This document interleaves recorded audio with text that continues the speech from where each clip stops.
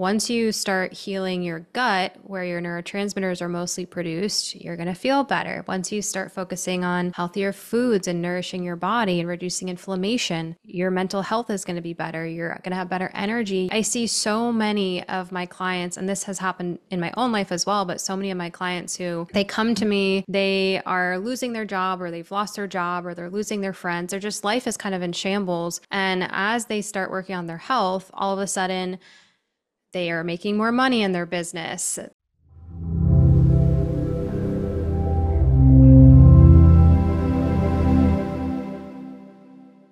Hello, thank you for tuning into the Natural Health Rising podcast. My name is Rachel Smith. I am a certified functional diagnostic nutrition practitioner, and I've helped hundreds of people naturally reverse symptoms of autoimmune diseases and other health challenges, from digestive issues to hormone imbalances. And in these weekly episodes, you're going to learn from myself and top health experts from around the world about functional medicine and holistic health tips to help you rise to your healthiest, happiest self. On this episode, I have Tina Anderson with me. Tina is the creator and author of Unchaos Yourself, a 5-step breakthrough transformational process book and soon to be Oracle card deck. She has helped thousands turn chaos into clarity and problems into transformation. She describes herself as an antidote to I don't know what to do, and likes to say that her life assignment is your life alignment. She believes in less dusting, more dancing, and partying with the universe every chance you get. She now focuses on creating and collaborating immersive, high vibe, fun, and conscious raising events and gatherings. Welcome to the show, Tina. Thank you. Thank you so much. It's a pleasure to have you, and I'd love to have you tell the listeners a little bit about yourself and how you got to this place where you're now helping people transform their lives for the better. Thank you. It's such a loaded question, and you get asked that all the time. And I know I'm quite a bit older than you. And so as you move into more decades, it's actually a little more difficult to figure out what you pull from, right? So I would say, in a cumulative way, that my lifelong chaos of that stemmed from binge eating disorder, which started and resulted from chaos in my home when my mom divorced my dad and moved out. And my lifelong discovery of figuring out kind of where I fit in the world based on the fact that I have a design, like a human design, and if you're not aware of that, but it's sort of your blueprint, right? And a yin yang sort of situation, and an astrology, in astrology terms, a chart that is very like polarized by two sides equally. I'm one of those that yes, no, maybe yes, yes, no, yes, no, no, yes. My life is a lot like going into let's say a store, and there are 3 shirts that you all like, and I'm there 40 minutes later because I can't decide which shirt to buy, right? That's kind of that's how I operate, or how I have.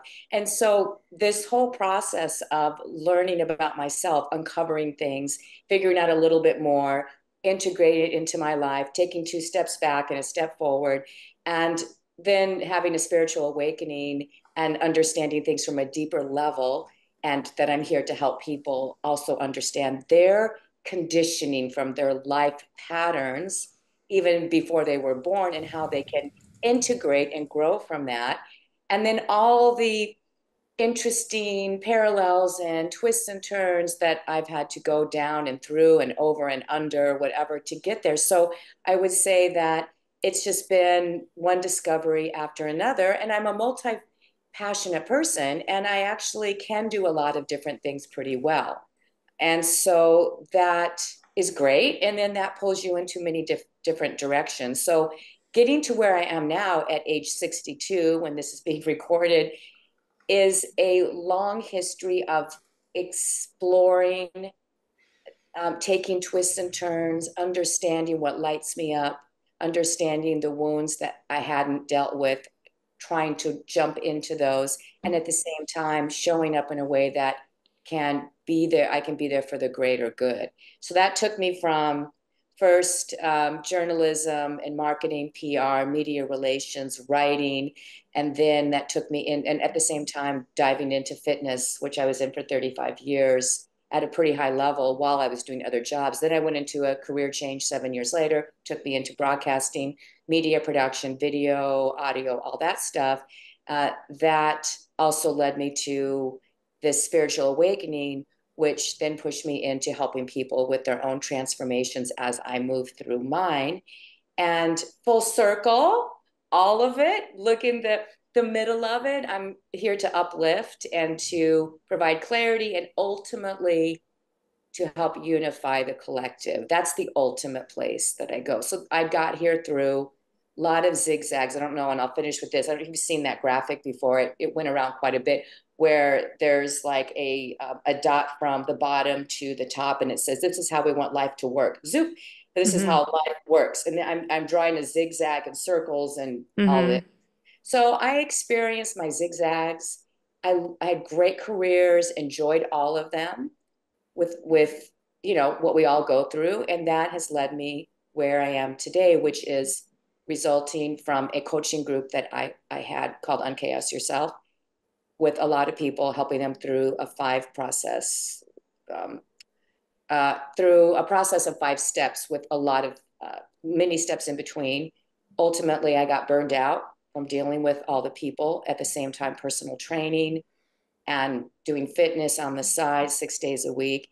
And that led to my book because I closed everything, took a Mm-hmm. huge break with my adrenals, were just done. And here I am today, basically helping people somewhat individually and mainly through the book. That was a long answer. Thank you for listening. Oh, it's great. It sounds like you've overcame a lot of things in your life, and I'm sure so many people out there can relate. I know I can, as I was reading through your book, I was reading a lot of parts where I was like, "Oh, that's me. That's me. That's me," of different parts of your story or parts of my past as well. So, I'm sure a lot of people can relate to that. And speaking of some of those things that you've overcame, I think everybody has patterns that they can't seem to break. Everybody has struggles or challenges that they seem to repeat. Maybe it's like the binge eating, like you were talking about, poor eating habits. Maybe it's getting into the same toxic relationships again and again, not being able to find a partner.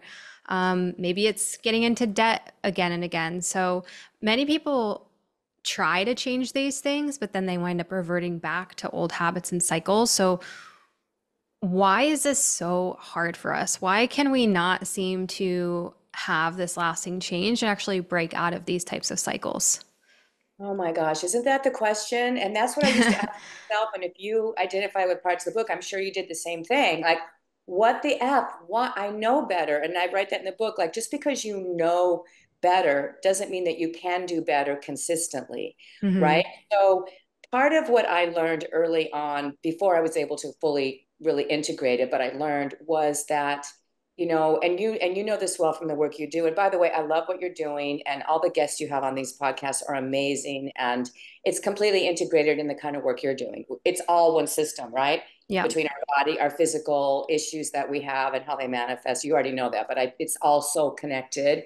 So glad this is all becoming mainstream now, kind Hmm. of what you do.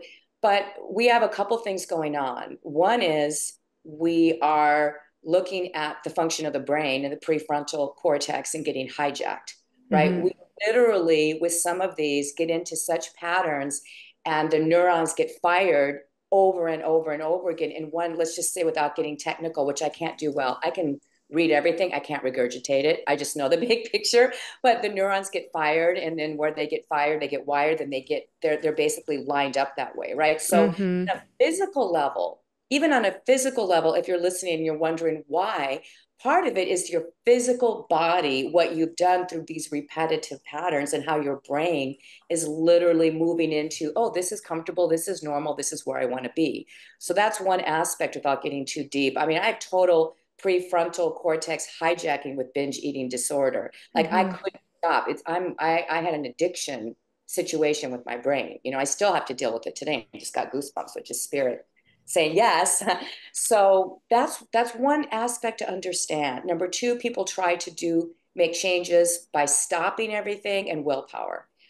It's the opposite. It's 5% of what you stop doing and 95% of what you start adding to push Mm, out what you don't want. You scrunch it out. You crunch it, you crowd it, that stuff instead of, I'm not doing any of this anymore. That's literally like, really, some people can. Most people can't do that. And we have limited willpower. And I use the example of thinking of your day. Sometimes I don't want to brush my teeth. mhm, Sometimes I don't want to get up when I need to. I don't want to always take my walk first thing and get my sun. Willpower, willpower, willpower. You go to a job, you have to be nice to someone. You only have one cup of coffee or tea, willpower. You get to the gym, even though you don't want to go to the gym. And then you get home and you've used it all up. And then the bag of chips that are sitting there, there's nothing left. Like, mhm, what are you going to do? You've used up your willpower. We can't rely on willpower. So that's another thing to understand. And the deep conditioning is so ingrained, the patterns are so comfortable that the immediate gratification we get from going into that. So if it's a relationship, it's the dopamine hit of thinking of the next person, the next bad boy, or the next, female that feels like mom. It's like, oh my God, and just the thought of it, that starts the dopamine, that starts the response before you have a chance to gather yourself. You're already in that bubble. Like it's really difficult. So we have to give ourselves so many tools, and that comes from awareness, and it comes from understanding what's not working in your body health wise, for sure. Very difficult for me to work with someone in a breakthrough if they're not having any awareness or desire to change some of their habits with their mhm, body. Well, it's mhm, really difficult. It's really difficult. So we repeat these patterns, they're comfortable. And on a spiritual level, we are in a growth pattern. And I don't want to sound cliche, but it really is true. We're getting some things. It's actually help. It's actually your spirit team saying, please dive in this time. Please be uncomfortable. Please feel what you need to feel. Please start going down that path because you have to work through this. Because if you don't, your life is always going to be a bounce back and forth, bounce back and forth. And so it's all these things and some other things as well. But if you are conditioned in a certain way, and you're in this box of chaos and thoughts and patterns, and you have your mom saying this to you and your dad and your sister, your brother, your coworker, and you don't know who you are, and all these other people from their life filters are based on their own fears are talking to you. It's just too much. You just go back to what you know, even though you say you don't want it. On some level you do.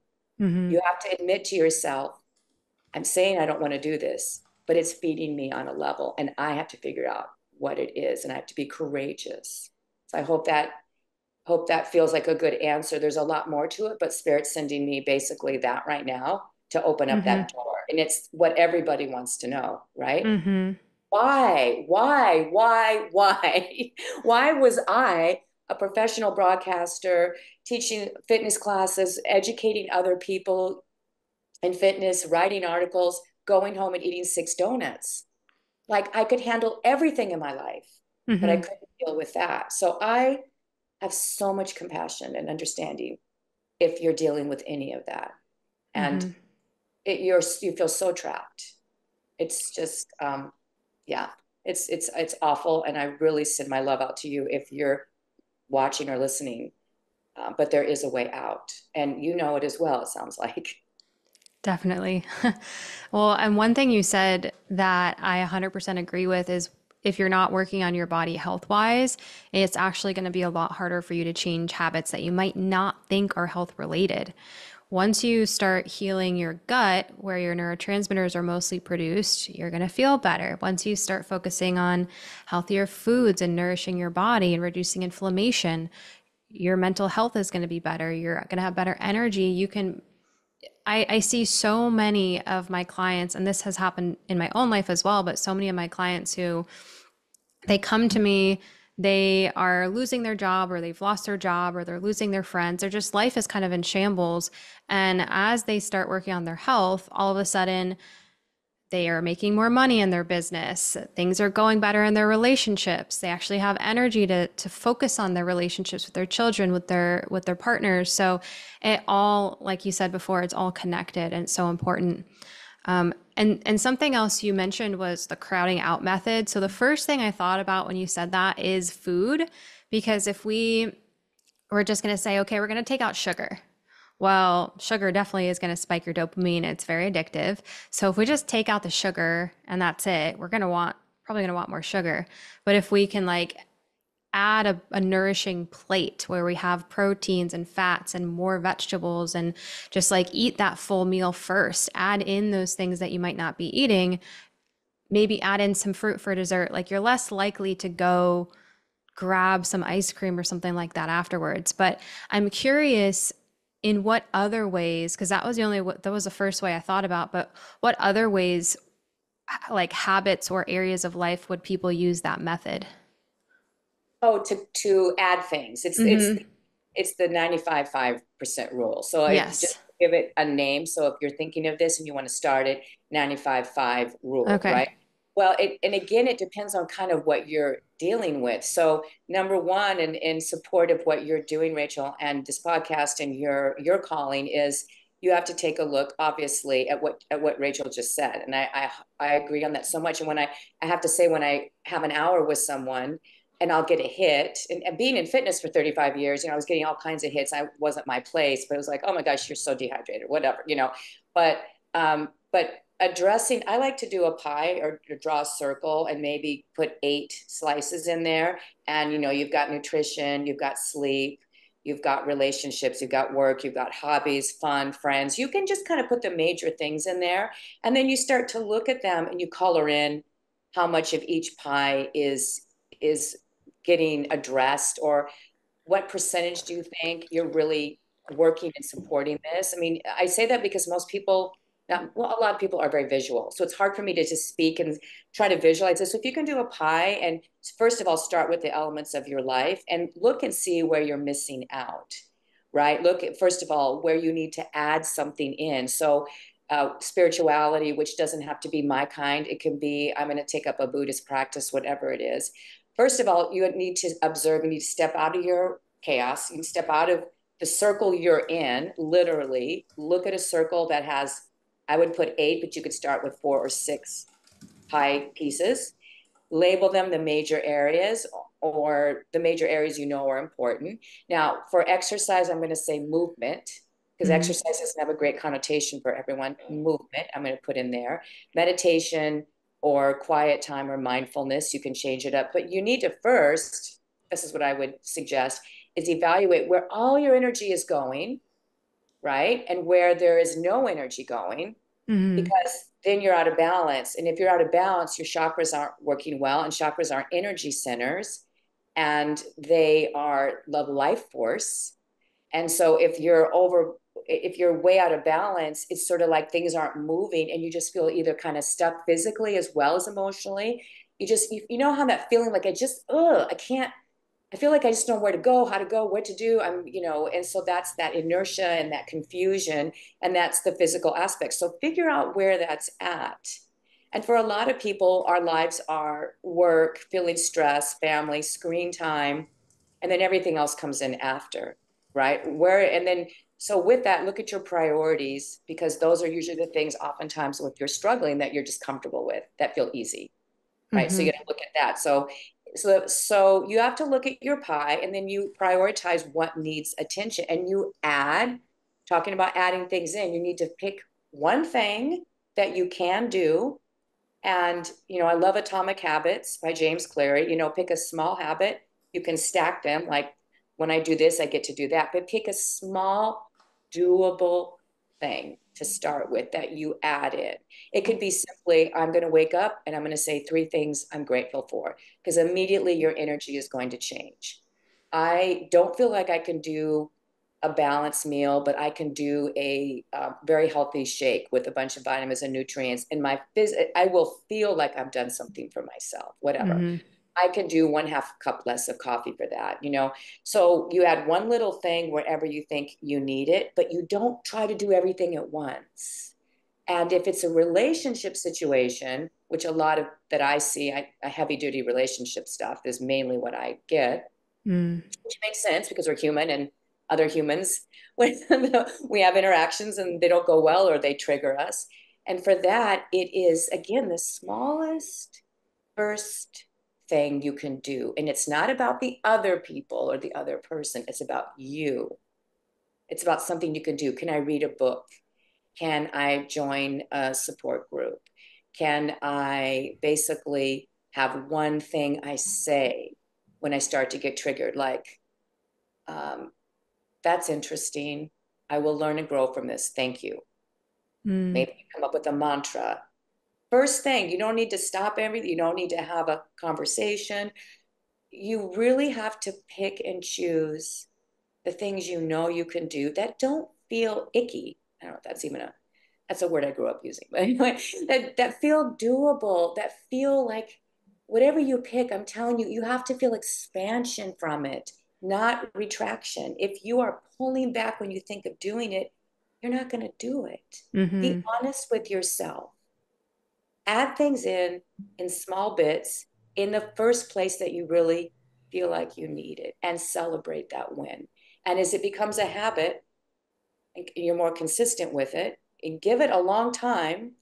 I actually, you can't, if you're listening to this, you can't see it, but I'm holding up this pad. And when my last major transition journey started with my food stuff, where I decided I've been vegan for a long time, but I'm like, okay, I'm going down this route of I'm going to go back to whole foods.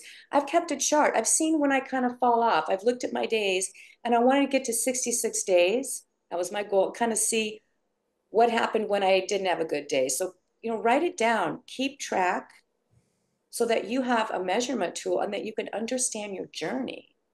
It's really Mm-hmm. important to look back and don't beat yourself up. If you've had 30 years of this habit, you think you're going to break it in 3 days? I mean, let's be honest. Give yourself a long time to add things in, unless you have a health crisis that could take your life, or you're trying to help someone who's like, moving into diabetes or something where I feel like then it's more serious. So I Mm-hmm. hope that does that answer your question? Hopefully that Yes. makes okay, Yeah, good. definitely. Okay. I love the idea of making the pie chart and then, coloring in your time and then seeing, oh, wait, I'm not spending any time on my workouts or whatever, and then adding something in. So that makes a lot of sense.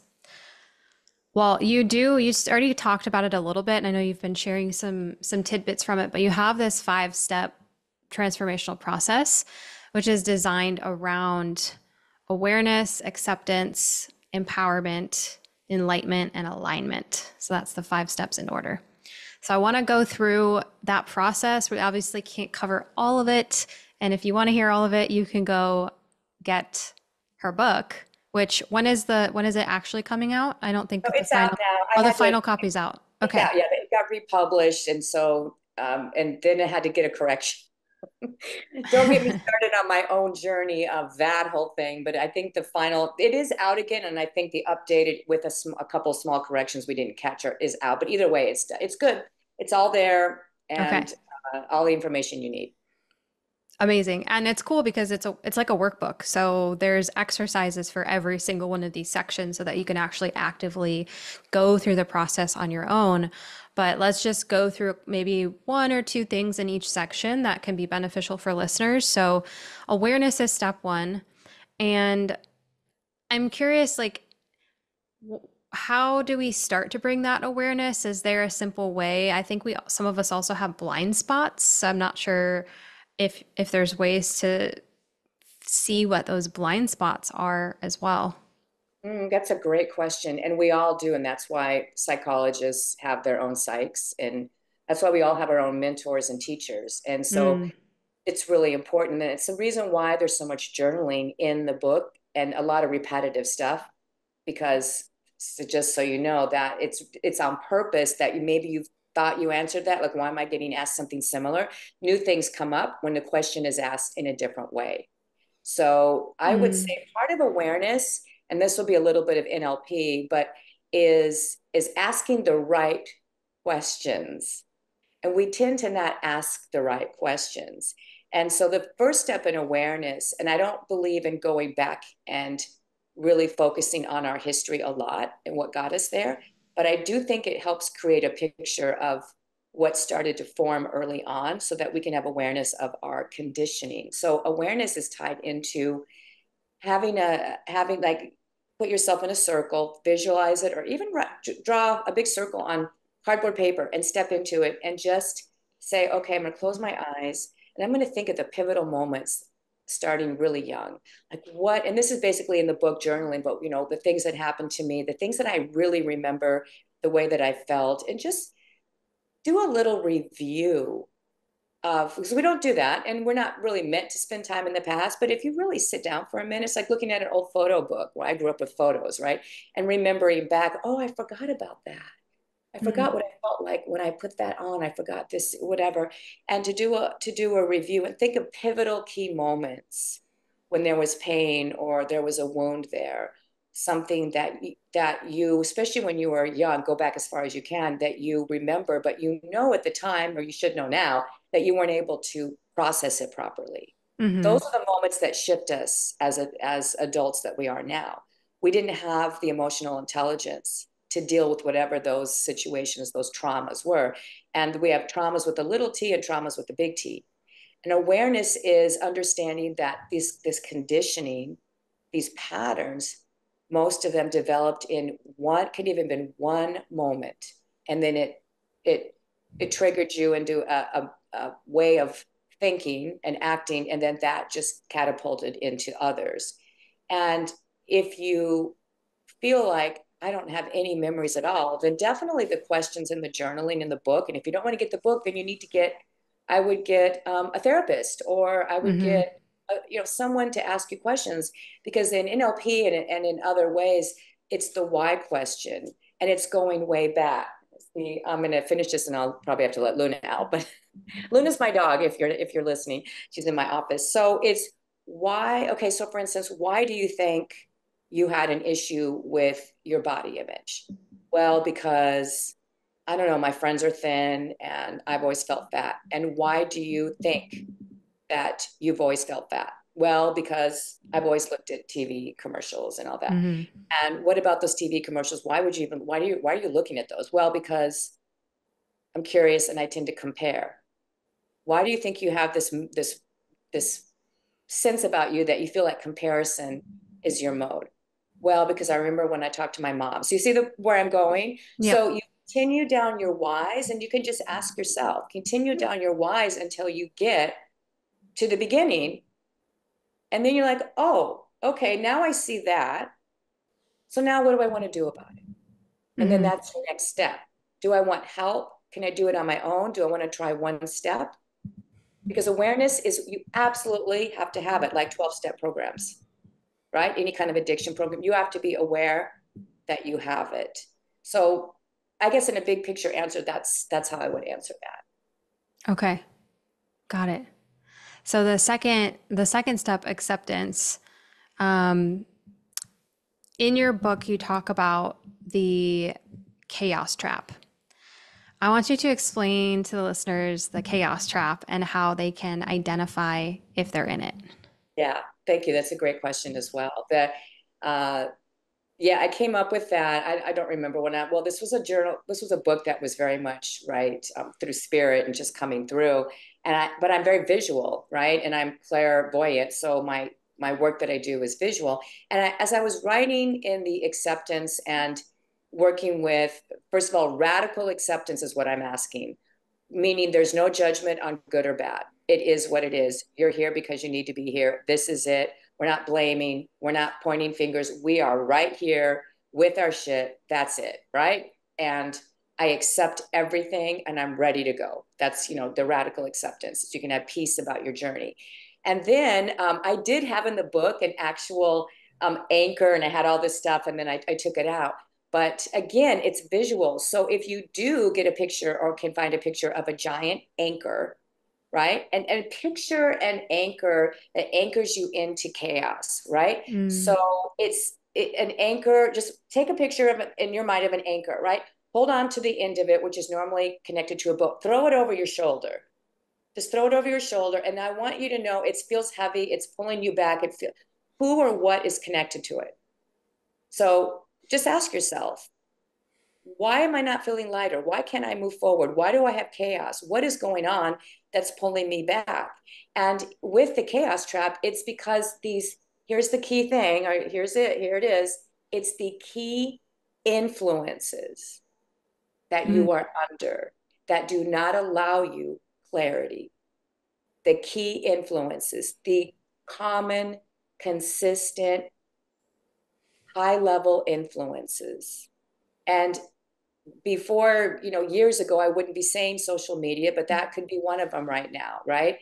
But primarily, that comes later, that's connected, but it's your mind or your thoughts, the mhm, people you work with, the toxic friendships, the narcissistic relationship. Something is pulling you back and it's entrapping you in the same thoughts, same patterns. It's reinforcing your early conditioning, right? It's reinforcing what you learned and didn't learn the right way when you were 7. It's like, oh, my dad's an alcoholic and I have mhm, to walk on eggshells. So therefore, I am always going to be externally aware of my environment. However, I don't know what I want or need because I'm not focused on me.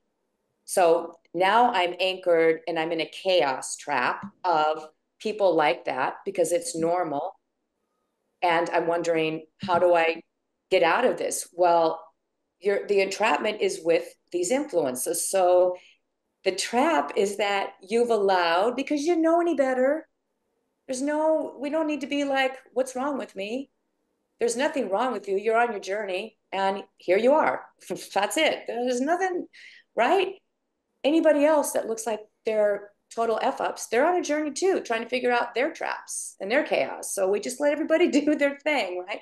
You're in yours, and you're like, oh, every day I start my day with a coworker who says this to me, or mm, I don't even know what that hot dating app, maybe it's Tinder, looking for men or women, and I just feel the sense of someone I'm comfortable with, but I know they're not right for me. So then you anchor yourself into this trap. So mhm, that's what it is. Your entrapments are your key influences that you're allowing, or they've been pushed upon you, but you don't know how to handle them properly. And if you're not healthy, if like maybe you have a really terrible autoimmune condition, you're not seeing someone like Rachel and you're trying to fight it with your body all effed up.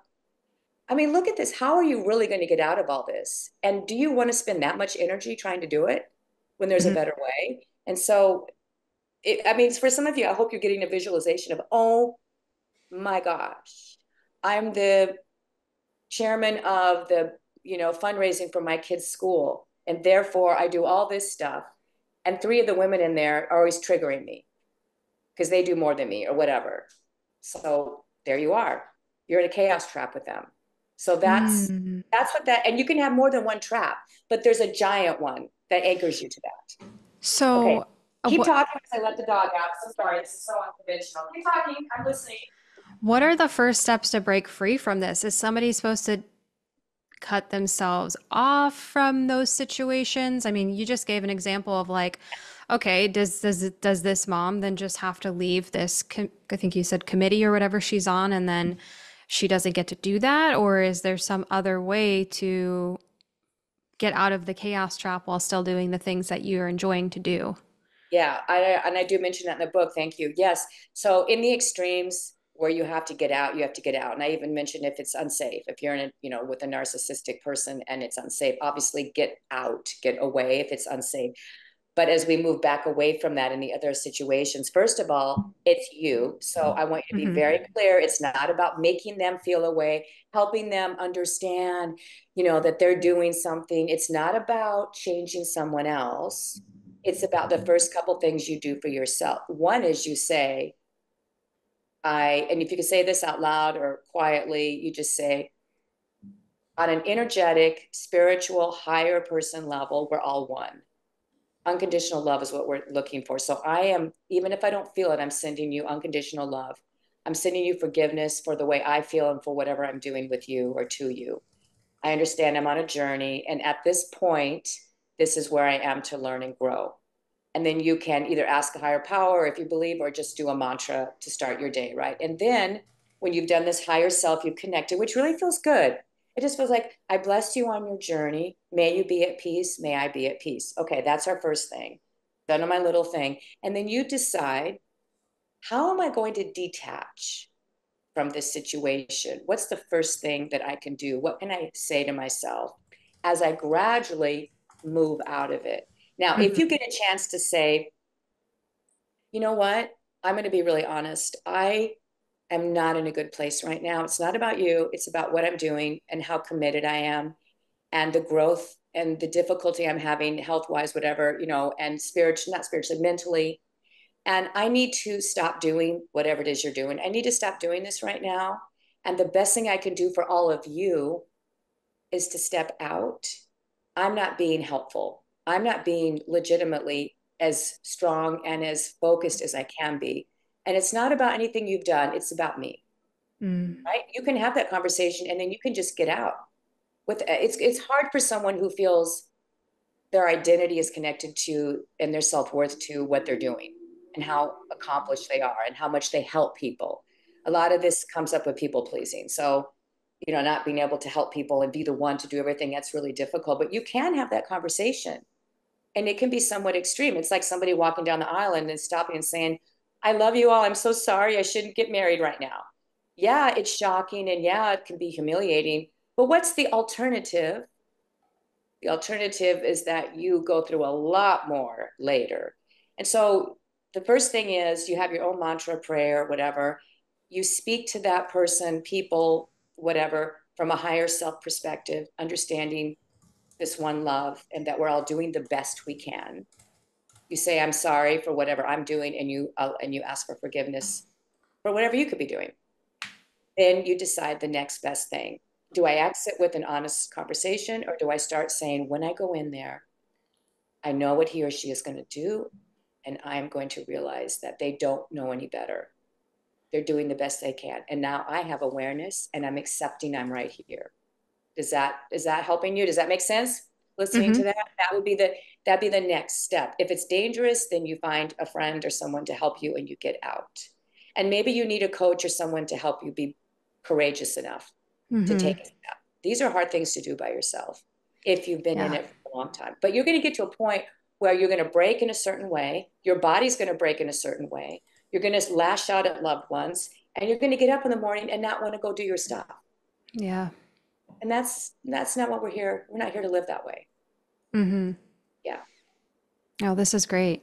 So we've gone, obviously there's more to each of these sections, but we're just touching on them briefly. So we've gone through the awareness, we've gone through the acceptance.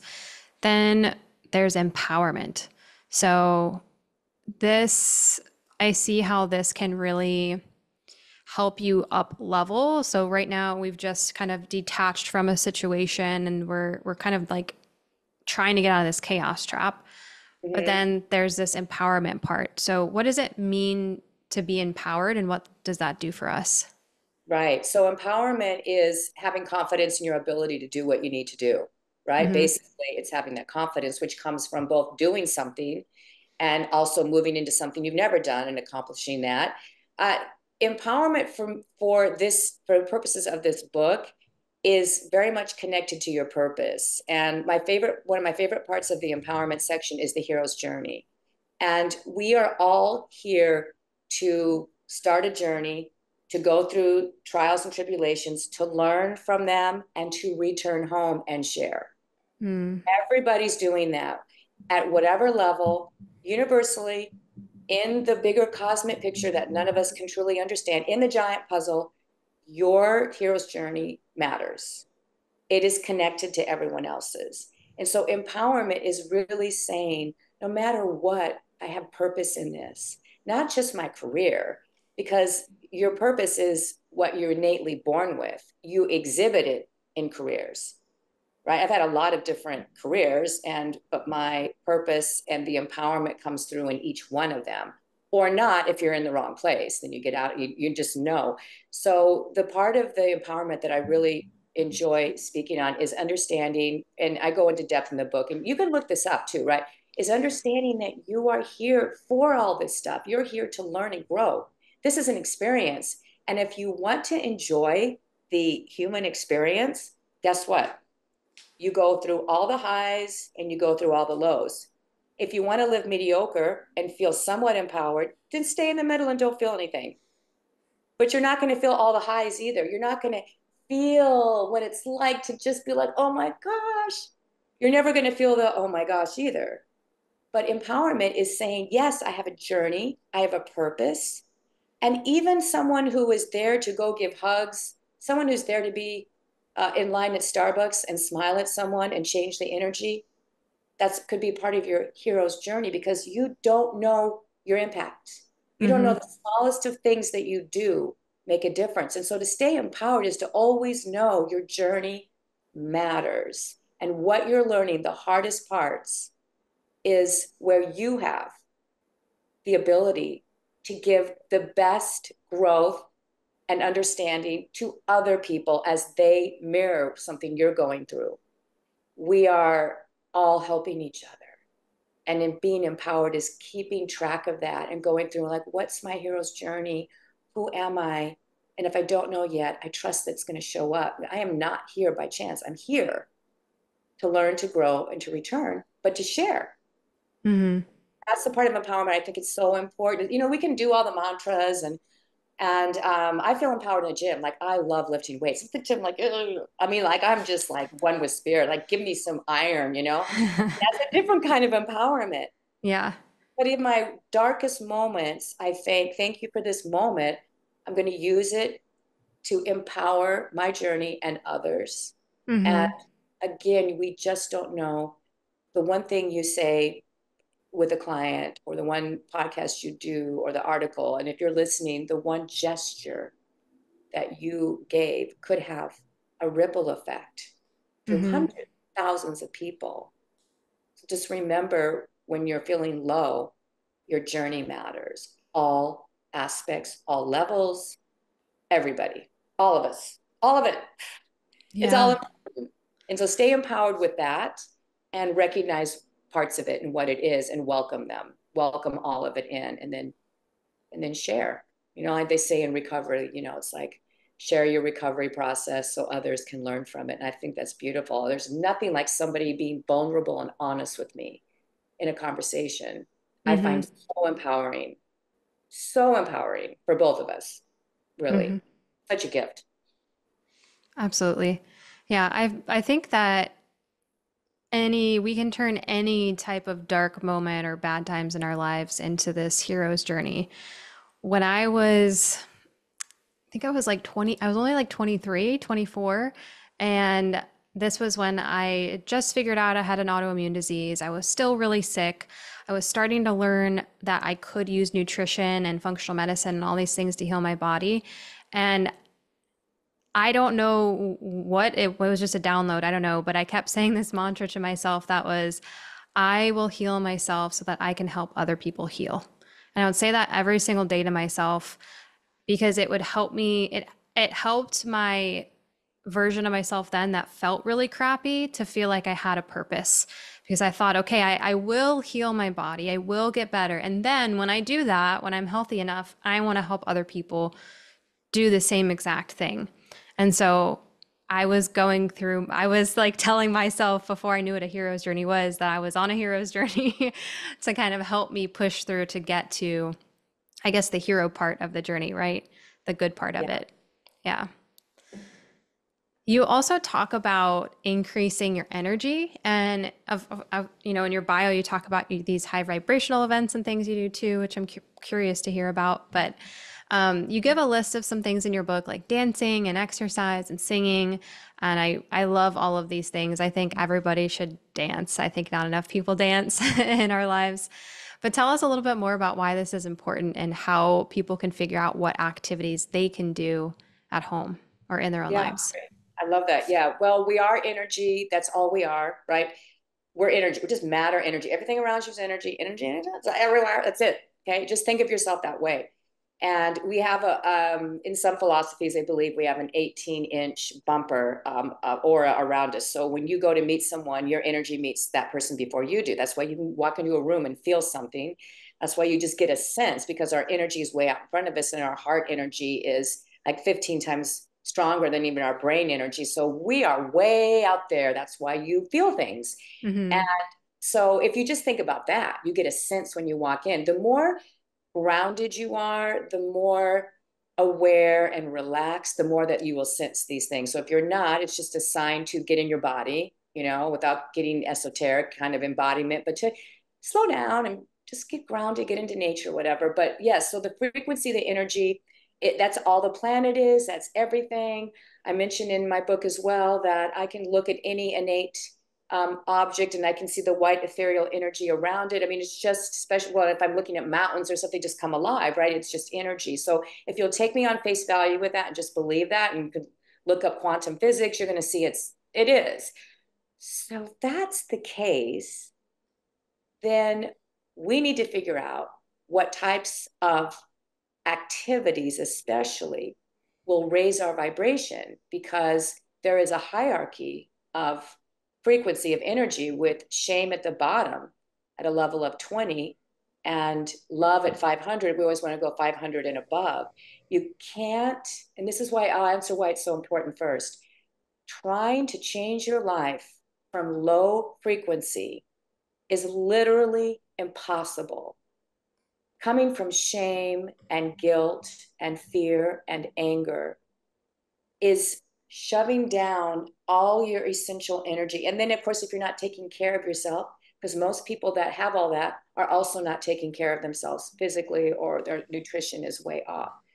Just think about that for a minute. Your frequency, Hmm. your energy is how you feel your body or don't, and then you figure, and then you're like, why can't I get better? Why things don't go better for me? I mean, because there's no foundation. So if we look at this from frequency, then you have to start thinking, when does time stand still? When does my body, do I not feel necessarily my body, but I'm just sort of floating around where I feel good? Maybe you notice, gosh, I went to the arboretum and I was looking at plants and I just kind of lost myself there. Well, Mm. pay attention to that. Maybe for you, a loud concert doesn't matter, because you go into the stage, on stage, and you are literally living vicariously up there. Maybe it's when you play your own instrument. Maybe I had a client once that was a young man, and just shooting free throws raised his energy up. He forgot about everything. It's a sign of meditation. Just throwing free throws for an hour. But your body vibrating at a low level is really, think about it, is really suffering, struggling.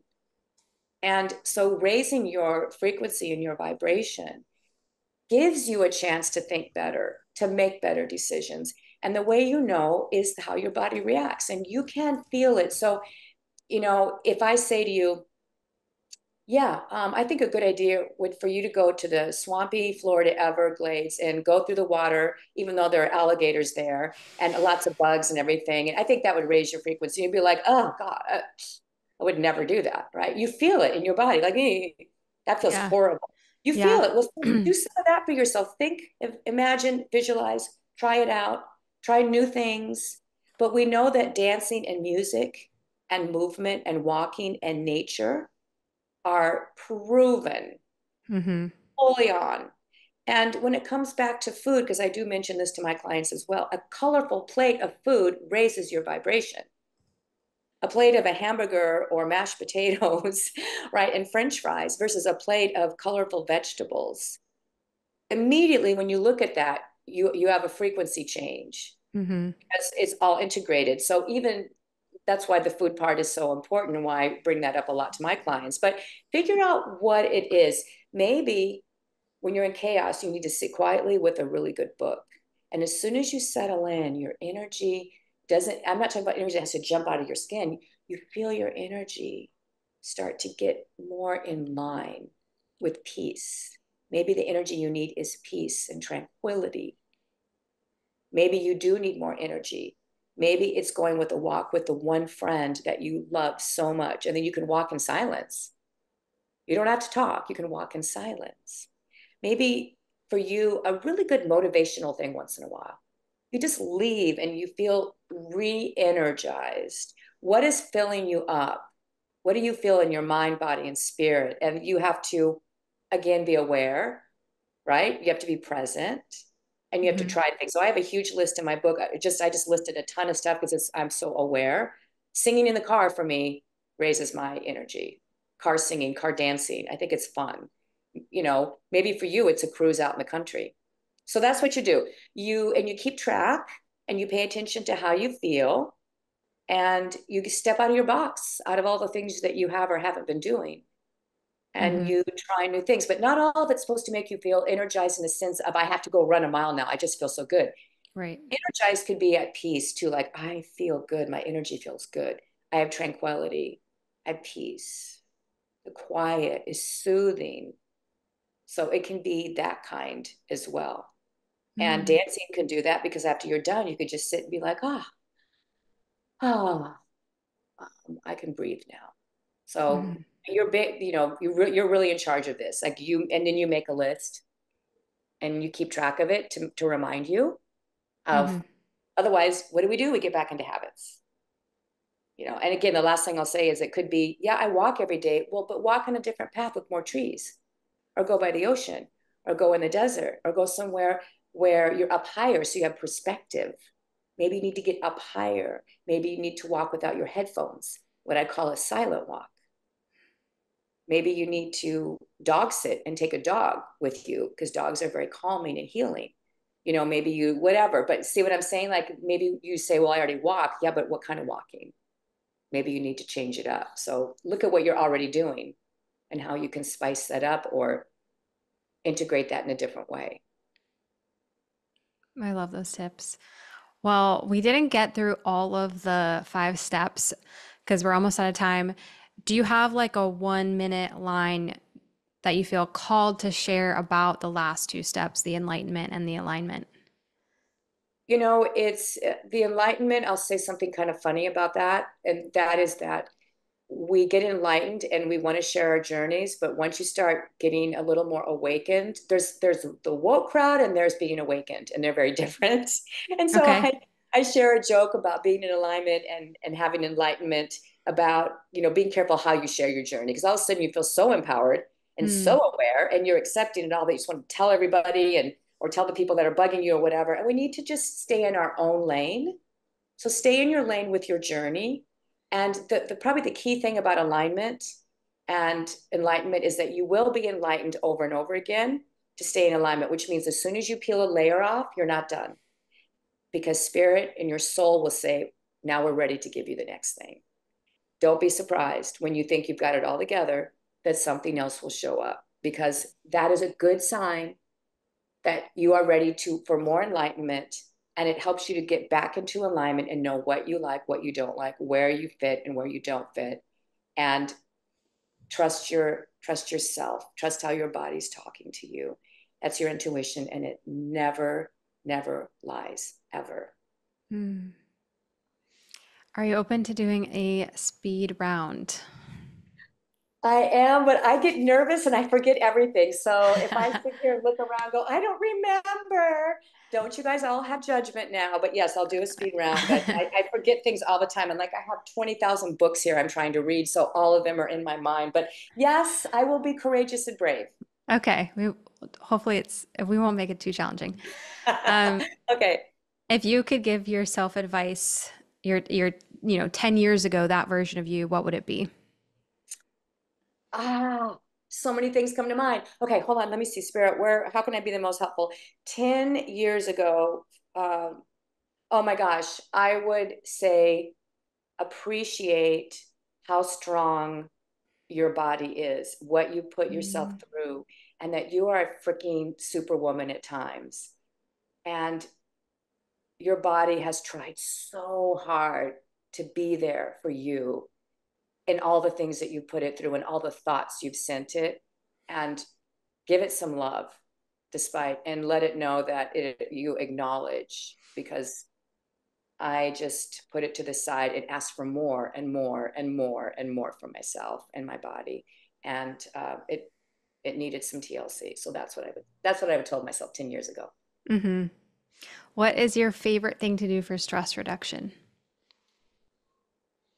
Favorite thing for stress reduction: get out from wherever I am when I'm feeling it, wherever I am, and get into an open area and just take a walk.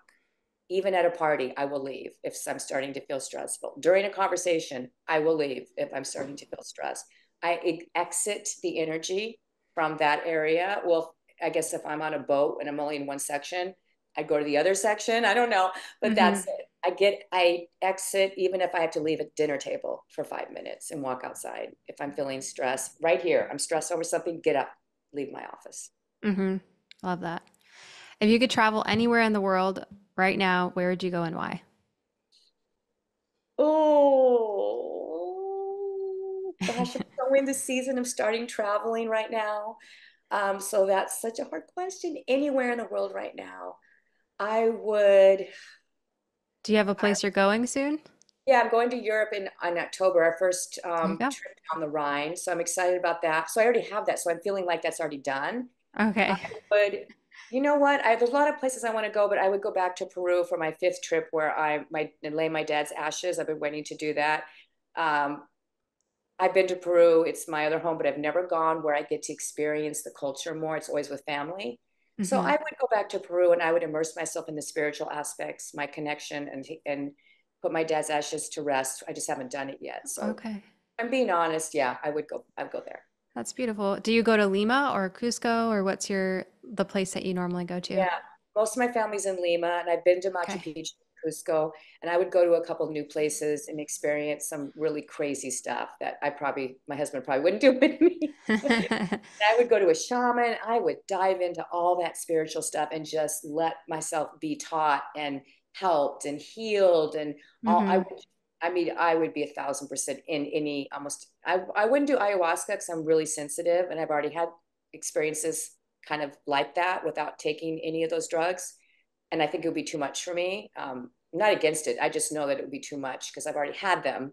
Luckily, I've had lots of deep 3D meditations that feel like, I'm on an LSD trip, even though I'm not.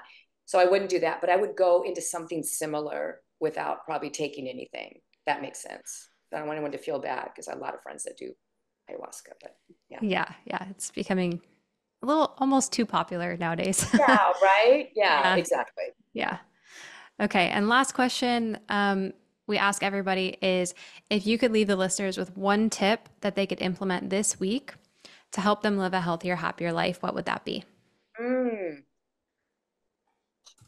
happier, healthier. There's so many. Okay, let me just see. I'm always trying to I asked Spirit today, obviously, just to make sure whatever I share, at least one person could pivot. One thing, healthier, happier.